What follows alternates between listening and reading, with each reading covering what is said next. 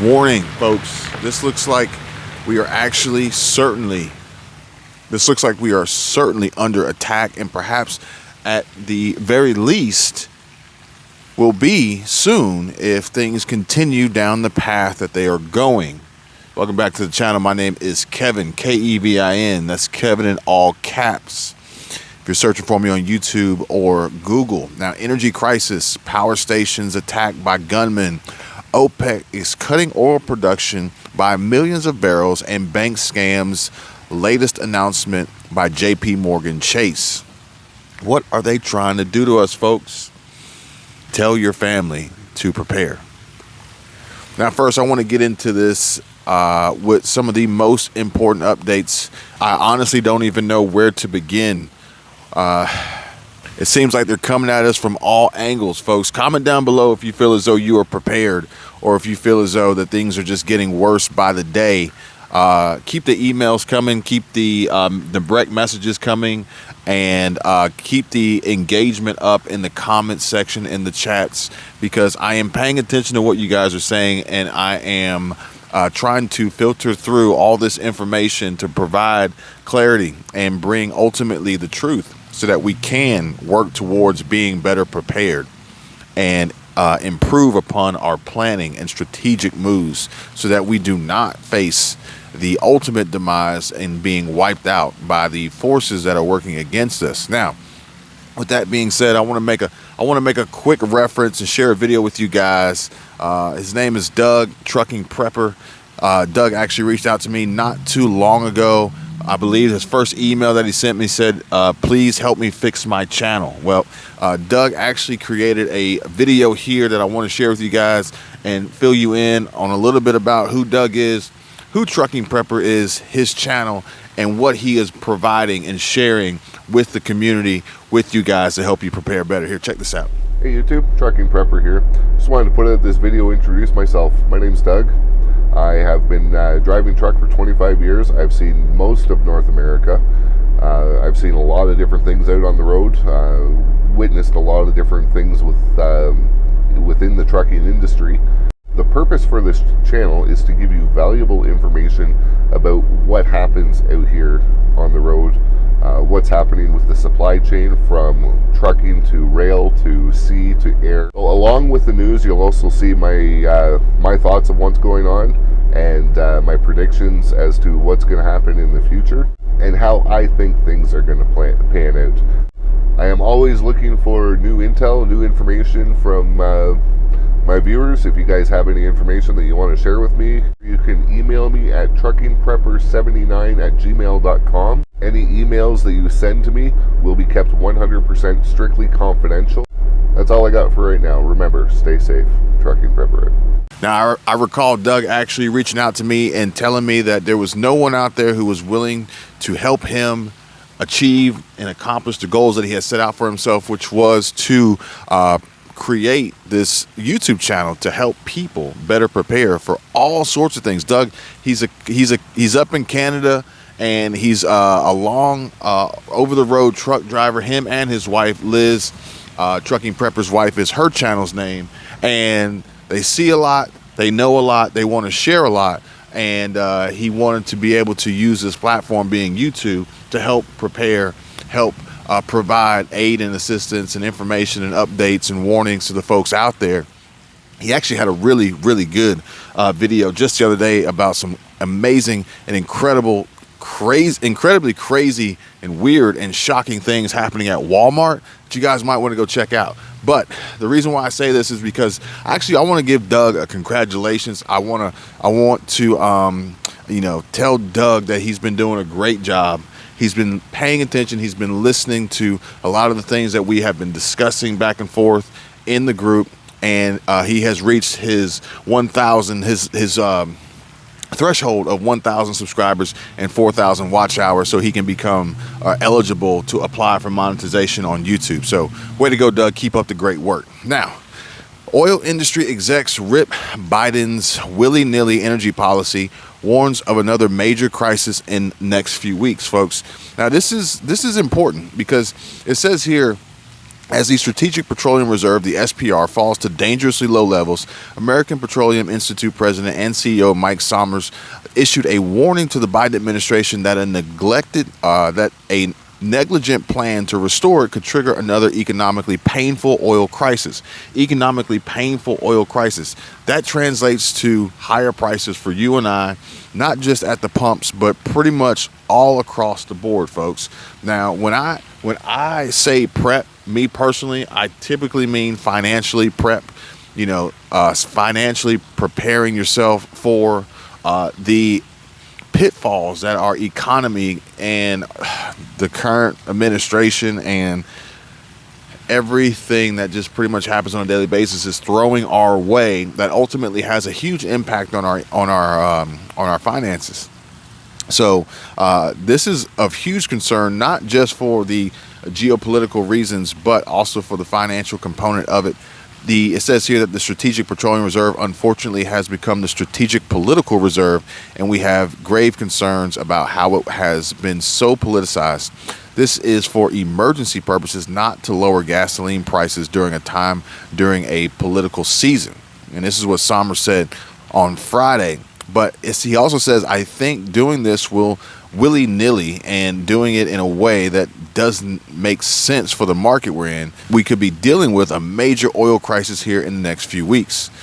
I hope that's not the case. We've been getting reports and statements that gas prices were coming down, perhaps maybe seeing some replenishment in the diesel fuel reserves, extending beyond that 25-day period or 20-day period that we were worried about running out of diesel fuel. And here we are with this update stating that, we could be backpedaling. I hope that is not the case. OPEC agrees not to increase oil production amid slowing economy, Russian sanctions. Now, OPEC said in early October it was cutting back on oil production, provoking anger from Washington. Now, they are butting heads here, and it says that ministers from OPEC agreed during a Sunday meeting to stick to its policy of scaled back oil production amid a slowing economy and a G7 imposed cap on Russian oil. The decision comes after OPEC, which comprises the Organization of the Petroleum Exporting Countries and Allies, including Russia, announced in early October it would be cutting output to 2 million barrels per day. The move angered Washington, with the Biden administration accusing OPEC's leaders, Saudi Arabia, of effectively siding with Russia in its war against Ukraine. OPEC ministers denied that the move was politically motivated, saying the cut was made in response to a weaker economic outlook.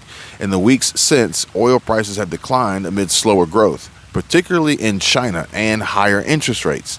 The group's key ministers will meet on February 1st, 2023 for a monitoring committee. A full meeting is scheduled for early June. So we're going to have to make sure we keep an eye on that.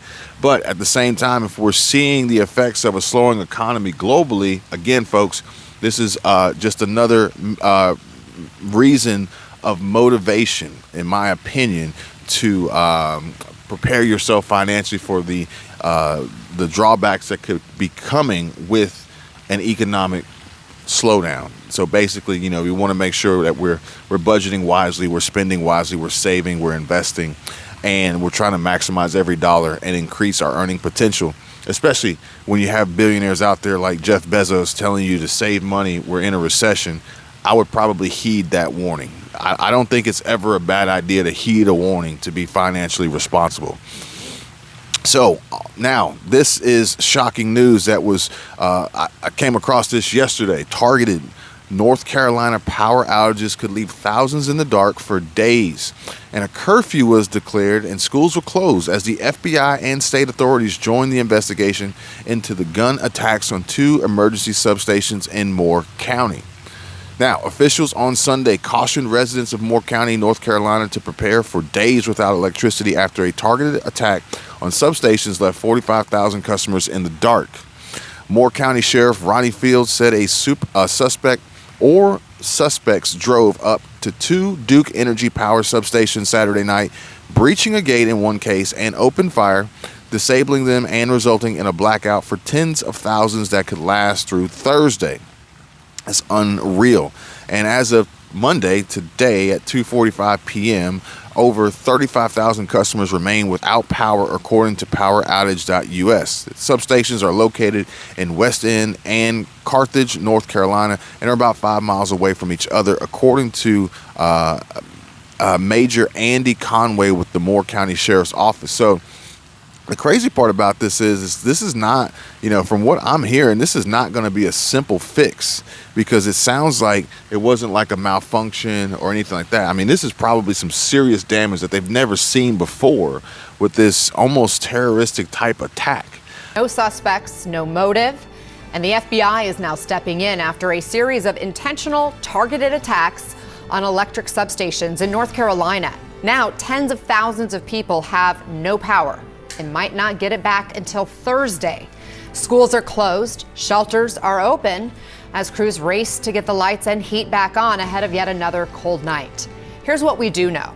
The two substations were damaged by multiple rounds of gunfire on Saturday. Officials estimate the damage is probably in the millions. CNN's Whitney Wild leads us off. Whitney, what do you know about this investigation? Well, at this point, police are saying very little. They are only saying, as you pointed out, that these two substations sustained gunfire. At one of the substations, a gate was taken off of its hinges. And Anna, what they're saying, notably, is that they believe this was intentional and that this was a deliberate criminal act. And what's notable, Anna, is when you look at the two substations, they're 13 miles apart. So it took effort to go from one to the other. That's about a 20-minute drive at a minimum. So certainly that will be a significant reason that law enforcement is describing this as a deliberate criminal act. Right now, there is a little bit of good news, because here in Moore County, Duke Energy tells me that around 7,000 people have been able to get back online since last night. The number of people out of power here is hovering around 33,000. They are working around the clock. You can see these folks behind me working very, very hard to get this equipment back up and running. But it's tough, Anna, because this was so significant. The damage was just so significant that this isn't like a snowstorm where you can just pop things back up online in 12 hours, 24 hours. I mean, as you mentioned, millions and millions of dollars of very significant damage here. So it's going to take some time. Duke Energy saying that they're not going to be able to bring customers back online until about Thursday. Meanwhile, back to the investigation. The FBI, the State Bureau of Investigation, all trying to figure out who's behind this. Law enforcement-wise, Anna, this is an all-hands-on-deck situation. Back to you. Explain that, though. What is the FBI's role in this? Why get them involved? Well, quite often what the FBI will do is they will send many resources here to process evidence, to offer any expertise as far as, again, processing that evidence and drawing up a potential profile of someone who might have committed this type of act. But further, when you look at how what kind of significance this has in the broader sense, in the broader domestic homeland security sense, there is a concern among some people that this may be constituting an act of domestic terrorism. I want to be very clear. Law enforcement has not described it like that. But this is something that the FBI would potentially look into as they descend on something like this, because what we've seen is the Department of Homeland Security warning just recently as November 30th, Anna, that attacks on critical infrastructure are possible, that there are lone wolf style attacks that have potential to cause great damage. They're very concerned about individuals mobilizing to violence. We've seen other types of acts like that. So the Department of Homeland Security warning critical infrastructure as well as schools, faith-based institutions, large gathering places. Those are all places where people may seek to carry out their personal grievances or ideological beliefs and cause real damage, Anna. Very, very interested to find out who was or were the culprits of this. Was this foreign or domestic? Because that's a big deal. Was it some obnoxious, kids out there acting stupid, or was this actually a targeted attack? And, it says here, CNN says that the FBI is joining in on the investigation into North Carolina power outage caused by intentional attacks on substations. So you got the FBI involved. So this is becoming a real big deal. Not just that, but 35,000 customers. This one says nearly 40,000 customers. I'm sure that they're trying to get the numbers right, but there's no way to be really certain. But 40,000 customers in the dark. going on 2 days now, potentially until Thursday, and that can have a huge impact on some folks' ability to survive. Unfortunately, sad to say, not just the food and the refrigeration and the freezers, but a lot of people rely on a lot of different electronics to keep them alive, keep them breathing, keep them capable of sustaining life. And this is just horrible. It says that with no suspects or motive announced, the FBI is joining the investigation into power outages in a North Carolina county believed to have been caused by intentional and targeted attacks on substations that left around 40,000 customers in the dark Saturday night, prompting a curfew and emergency declaration. So, folks, this could happen anywhere, anytime, any place. Curfews, emergency declarations, state of emergency. One, you want to make sure you have what you need to sustain yourself throughout these times, because you just never know. You never know what shit may hit the fan. SHTF can take on many forms. You have no clue what it may be. However, you want to be and try to be prepared for almost anything and everything. And that also means personal protection at the very least, because, I mean, folks out here shooting up power stations, substations, who knows what they're going to do next. So, folks, I want you guys to be mindful and cognizant of what's going on. I don't want anybody out there getting hurt, okay? And, with this nonsense and craziness going on, after hours, perhaps maybe it is best to, I don't like the idea of a mandated and enforced and imposed curfew, but me personally, if I don't necessarily feel like things are safe, I'm not going to put myself and my family in an unsafe situation, an unsafe position. So, JP Morgan, other banks in talks to reimburse scammed Zelle customers.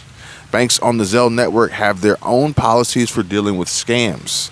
And this is a big deal. I brought this to you guys before. The Zelle policy on scams is strange, it's weird, it's ironic, and there's not a lot of protection there, okay?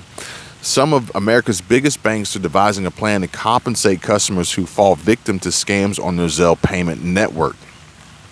Again, like I said, you have to be prepared for almost anything and everything, because you just never know how they're going to try to attack you. And they could be anybody. They could be foreign or domestic. They could be, friends or supposed friends or family. They could be your own government. They could be your employer. They could be they could be a complete stranger. You just never know. But you want to try to do your best to be prepared. JP Morgan Chase & Co., Wells Fargo & Co., and Bank of America Corporation are among the banks in advanced discussions to create a playbook for refunding customers and each other for illegitimate transfers. And this is according to people familiar with the matter. The idea is to boost security and customer trust in Zelle, the peer-to-peer payment system jointly owned by a consortium of banks. The pandemic supercharged money transfer services Zelle recorded some 1.8 billion transactions in 2021, totaling $490 billion, more than double pandemic or pre-pandemic levels. Scammers often seek to trick Zelle users into sending them money under the guise of customer support. Now, guys, I mentioned this before, long time ago. I said, look, with the way things are going, the way the world is, the way the economy is shaking up, the way people are becoming more desperate and being put in these situations, there's going to be an influx and an evolution, not just in business, but there's going to be an influx and evolution in scammers trying to take people's money. More than likely, particularly the older generations that have perhaps maybe substantial amounts in savings, retirement funds and things like that, may not be super technology savvy, and they're super vulnerable. So you guys got to be careful. You got to protect yourself. You got to protect your wealth. You got to protect your money. And we may have to do some, wealth protection, money safety, protecting money for beginners courses and videos, and start a series on that so that these things don't happen. I heard a crazy story the other day about an elderly couple, or maybe a grandparent. They were scammed out of thousands of dollars because they received a phone call from someone pretending to be law enforcement, stating that their grandchild was in custody and they needed to send them thousands of dollars in cash in a shoebox or a box hidden somewhere that they were going to pick up. And they did this a couple times. I think they went through like $25,000, $30,000, $40,000 until the grandparents were like, man, this doesn't seem right. Folks, it never would make sense for someone to contact you personally to tell you anybody would need cash from a government agency. You know, this whoever was detaining this person need cash hidden in a box, stashed somewhere. Like, come on now, that doesn't make sense, folks. I know you all mean well, you want to take care of your family, but we got to be smart. We got to be smart. Again, I will never try to contact anybody in the comment section down below with the Zelle or with the WhatsApp number and the text me and all that. Look, if you guys want to reach me, you know how to reach me. My information is in the description. My email address is there. You can email me. I won't initiate contact with you first. And if I do, at the very least, it's a comment that says email me. Email me. My email is in the description, folks. If you want to get direct access to me, the simplest and easiest way is through the network on patreon.com/Kevin247. But folks, we got to be mindful that people are getting more desperate. They're getting more clever. They're getting more sophisticated. They're using technology to their advantage. And as technology advances, so do the theft and fraud measures advance as well.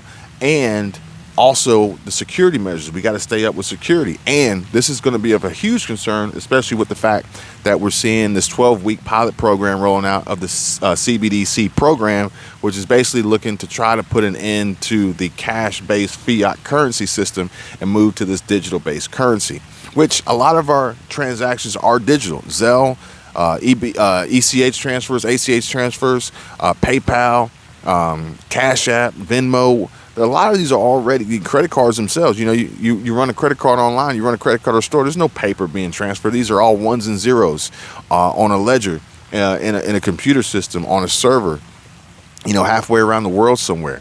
So we got to be careful. We got to be prepared. We got to be safe. We don't want to find ourselves in situations like these folks with FTX and being scammed out of these crypto scams and things like that. Remember, folks, I said I'm never going to promote any NFTs on this channel because I do not believe in NFTs. Now, I am taking into some consideration the idea of how these tokens can be used. Ty Lopez actually opened up my mind and had me thinking about how these tokens could be used in a really great, meaningful, and impactful way. And you know, as a investment, he actually had a video turn expenses into assets, and it was a really cool video about how you could turn an expense into an asset. And he leveraged the idea of using NFTs and other tokens like that and blockchain usage for that. But at the end of the day, right now, I don't really feel super confident about NFTs, so I'm not interested in them. If you want to know what I'm interested in, check the link in the description. There's a link in the description for Masterworks. Check out Masterworks, investing in fractional share, investing in fine art, seeing huge appreciations. I got links in the description for Moomoo. Pick up your free stocks from Moomoo.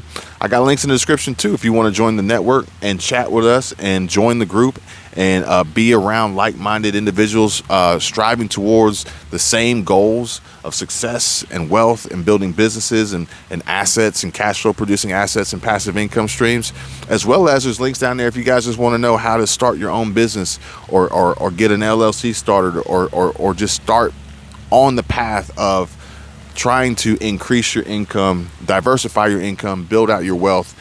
And with that being said, once that's, you know, as we're working on that, we want to make sure that we're protecting it, because, you know, it makes no sense. It does you no good to do all this prep and gather all this and stockpile all this only to have it be vulnerable for loss and theft. Because we can't be ignorant and naive and blind to the fact that that is real. Okay. But either way, you know, we got a lot going on. There's a lot more to come. I'm working on some more updates for you guys. Anything in particular you want me to work on, please feel free to comment down below. Let me know. Shoot me an email. I do appreciate the emails. I got a lot of emails to go through of some great information that you guys are sharing that are really connecting some dots here and letting some people open up some people's minds to what's really going on and helping folks at the same time. And I think that's what's most important. You guys take care. Be safe. I'll see you on the next one. Bye.